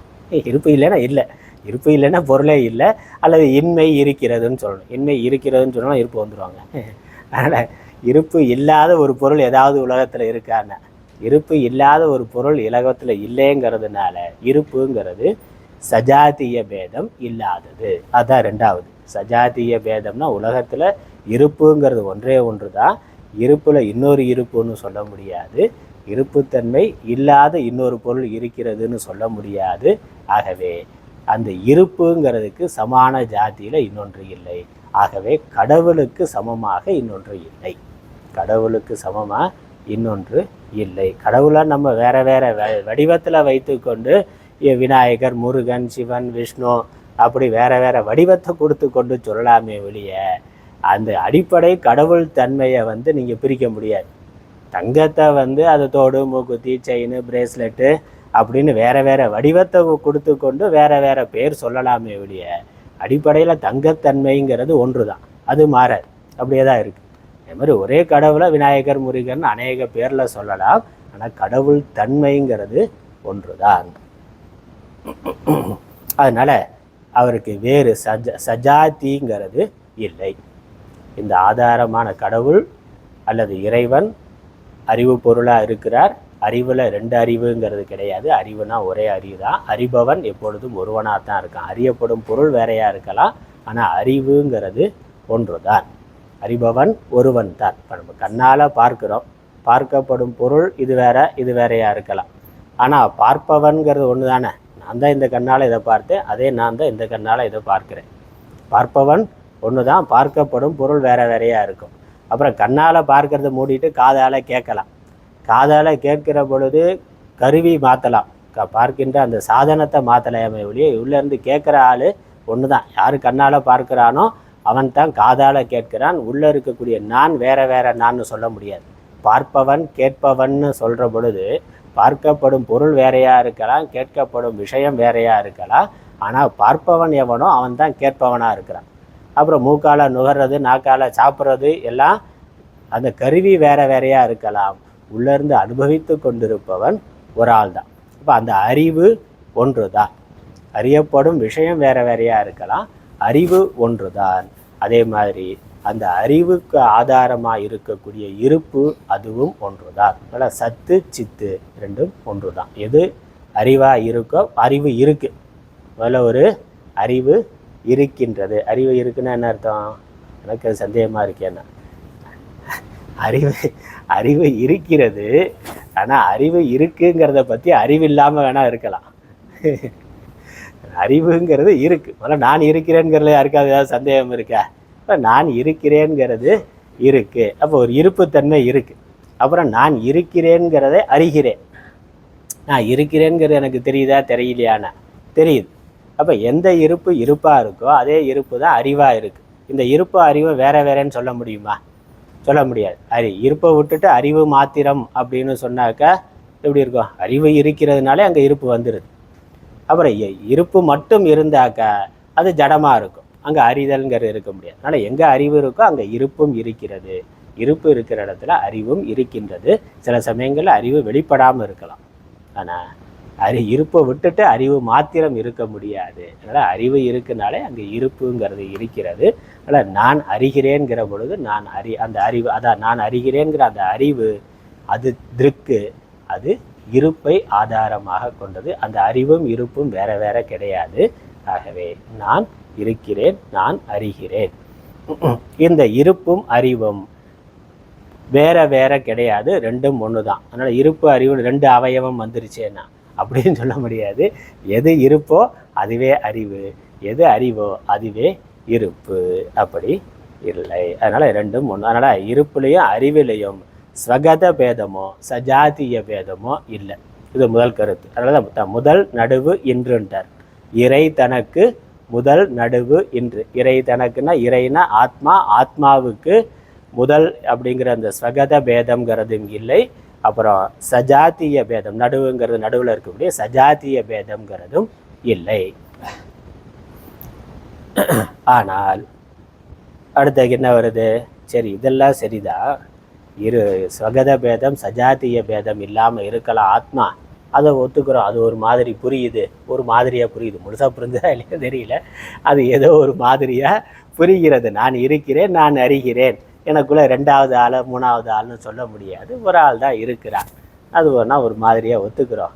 ஆனால் அறிவு இருக்குன்னா அறியப்படும் பொருள் இருக்குல்ல, அறிபவனும் அறியப்படும் பொருளும் வேற வேற தானே. அப்போ விஜாத்திய பேதம் இருக்குல்ல, அறிவுடைய ஒரு பொருள் இருக்குது, அறிவில்லாத ஒரு பொருள் இருக்குது, அல்லது அறியப்படும் பொருள் இருக்குது, எப்படி வேணாலும் சொல்லலாம். அறிவு இருக்குது, அறிவால் அறியப்படும் பொருள் இருக்குது, அதை அறியப்படும் பொருள்னு சொல்லலாம், அல்லது ஜட பொருள்னு சொல்லலாம். உயிருள்ள பொருள், உயிரற்ற பொருள், அறிபவன், அறியப்படும் பொருள், ரெண்டு இருக்குல்ல. அப்போ விஜாத்திய பேதம் இல்லைன்னு எப்படி சொல்ல முடியும் கேள்வி வருது. சஜாத்தியம் இல்லாமல் இருக்கலாம், விஜாத்தியம் இருக்கே. கடவுள் இருக்கிறார், சரி, கடவுள் இருக்கிறார், நாங்கள் ஒத்துக்கிறோம். அவர் அறிவு பொருள், அவர் பிறப்பு இறப்பு இல்லாதவர், அவர் எங்கும் நிறைந்தவராக இருக்கிறார், எல்லாம் இருக்குது. ஆனால் அவரால் படைக்கப்பட்ட உலகம் இருக்கே, உலகம் திடமாக இருக்கே, உலகம் தோற்றம் மறைவு உடையதாக இருக்கிறதே. அப்போ கடவுள் வேற, உலகம் வேற தானே. இப்போ கடவுளுக்கு வேறாக உலகம் உலகம்னு ஒரு பொருள் இருக்குது, கடவுள்னு ஒரு பொருள் இருக்குது, ரெண்டு பொருள் இருக்குல்ல. அப்போ விஜாத்தியம்ங்கிறது இருக்குது. ஜடப்பொருள், சேதன பொருள், கடவுள் சேதன பொருள், உலகம் ஜடப்பொருள். அப்போ ரெண்டு பொருள் இருக்குல்ல, ரெண்டு சொல்லணும்ல. விஜாத்தியம் அப்படின்னு நீங்கள் எப்படி சொல்ல முடியும்? விஜாத்தியம் இல்லாதவர், கடவுளுக்கு வேற இன்னொன்று இல்லைன்னு நீங்கள் எப்படி சொல்ல முடியும்? உலகம் இருக்கேன்னா அறிபவன் இருந்தால் அறியப்படும் பொருள்னு இரண்டாவது பொருள் இருக்குல்ல, அது இல்லைன்னு எப்படி சொல்லலாம்னு கேள்வி. அது அங்கே கேள்வியே வருது. ஒரு நடுவு இன்று ஒரு உருக இவ்வுலக காரணமாம் மாயை உண்மையினால் இறுதியது இல் என்பது என்கொள். இது கேள்வி. இந்த உலகம் இருக்கு, உலகத்திற்கு காரணமான மாயை இருக்கு.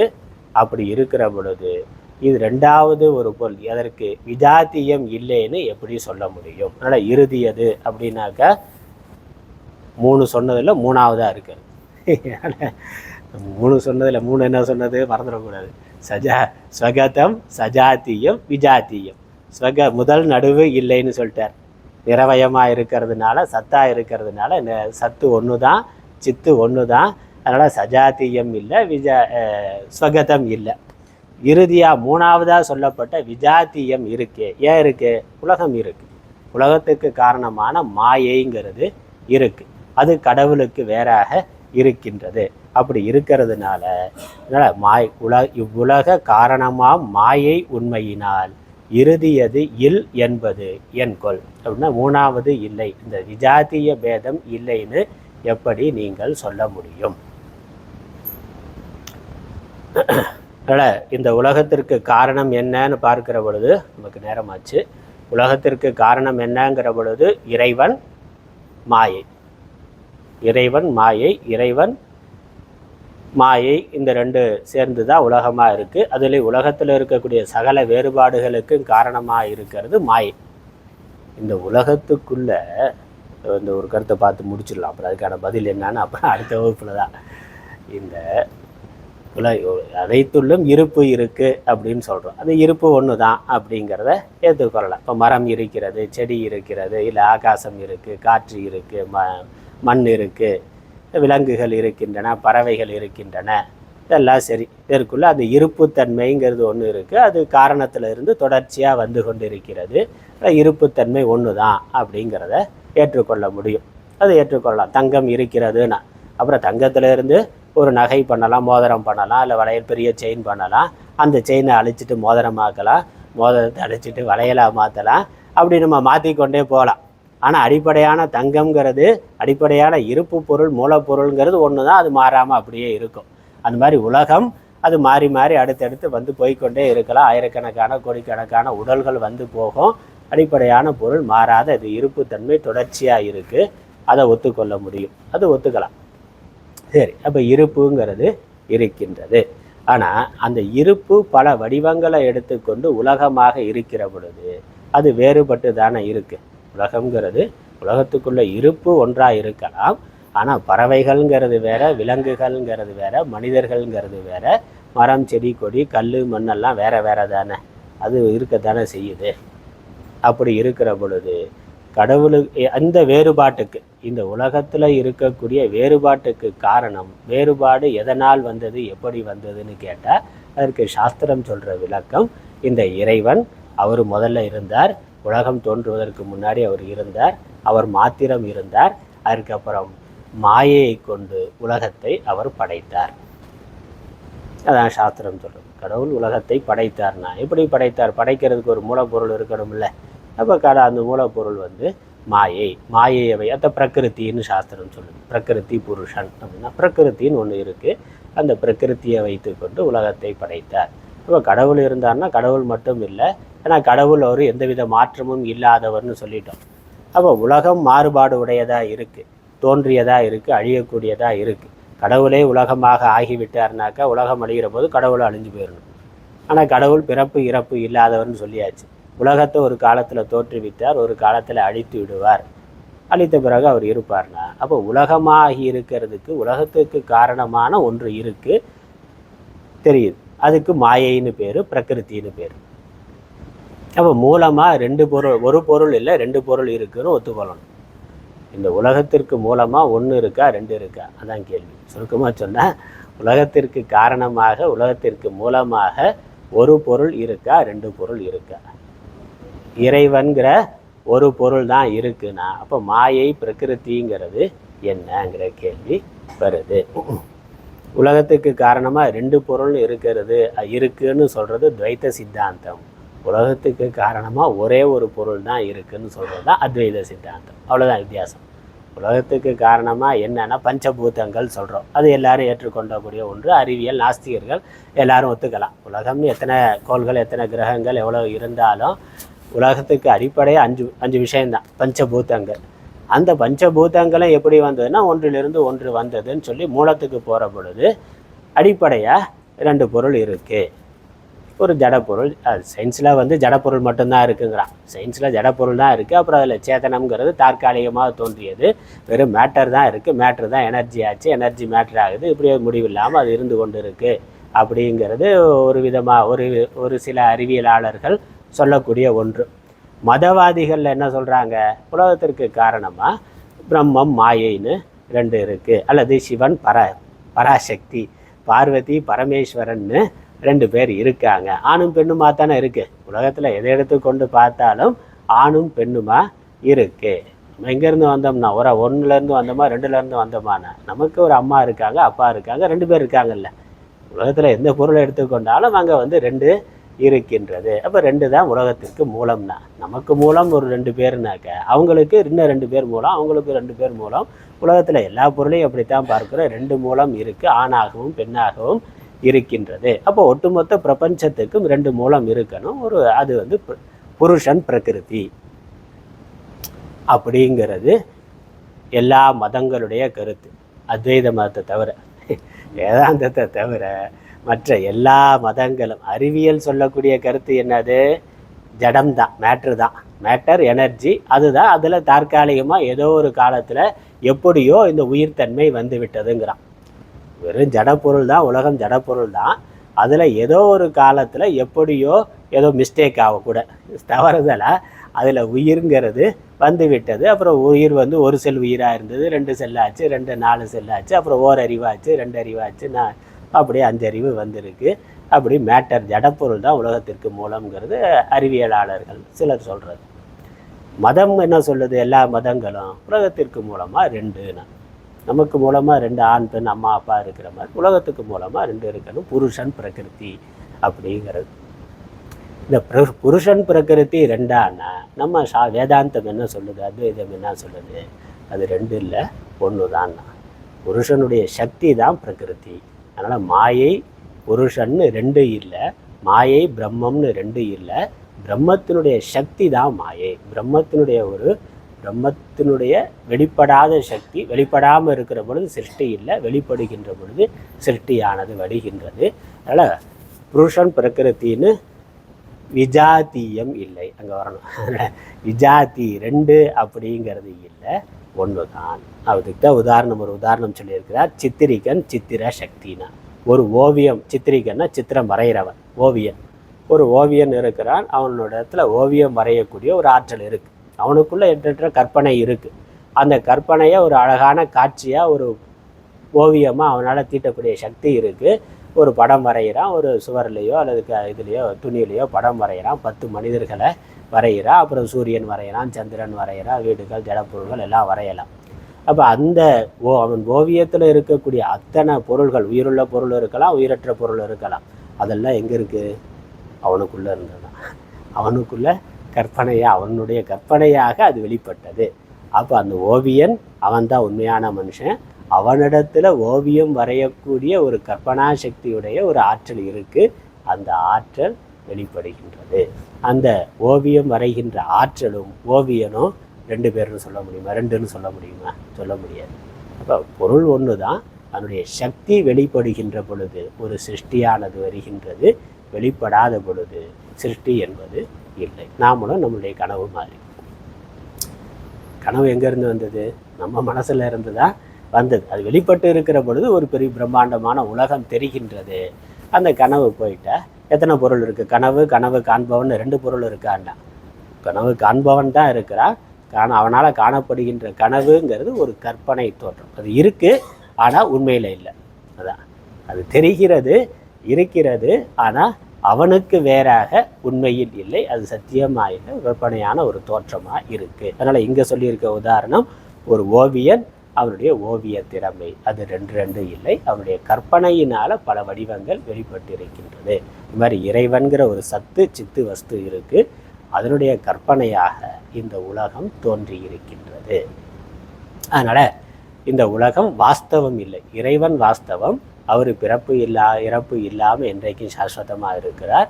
அவருடைய கற்பனையாக இந்த உலக தோற்றங்கிறது இருக்குது. இந்த உடல்கள் இருக்குது, உயிர் வாழ்க்கைங்கிறது இருக்கின்றது.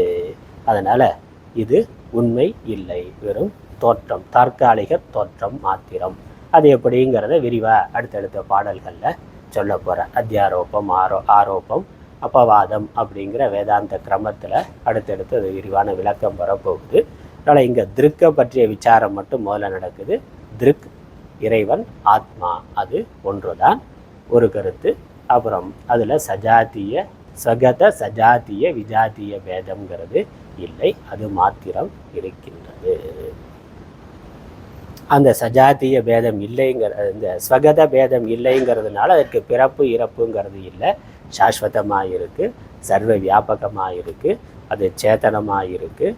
அப்புறம் அதற்கு அந்நியமாக எதுவும் இல்லாமல் இருக்கின்றது. அப்போ ஜடம் இருக்கேனா, அந்த சேத்தனமே ஜடமாகவும் விளங்கி கொண்டிருக்கின்றது. எது சேதனமாக இருக்கோ அதுவே சேதனத்தன்மை வெளிப்படாமல் சத்து மாத்திரமாக இருக்கிற பொழுது ஜடப்பொருளாக தெரியுது. அதில் சத்து சித்து வெளிப்படுகின்ற பொழுது உயிருள்ள ஜீவர்களாக அது விளங்குகின்றது.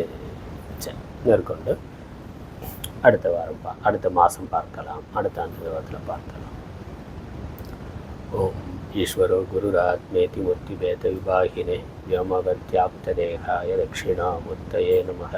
ओं पूर्णमदः पूर्णमिदं पूर्णात् पूर्णमुदच्यते पूर्णस्य पूर्णमादाय पूर्णमेवावशिष्यते. ओं शान्ति शान्ति शान्तिः. हरिः ओम्.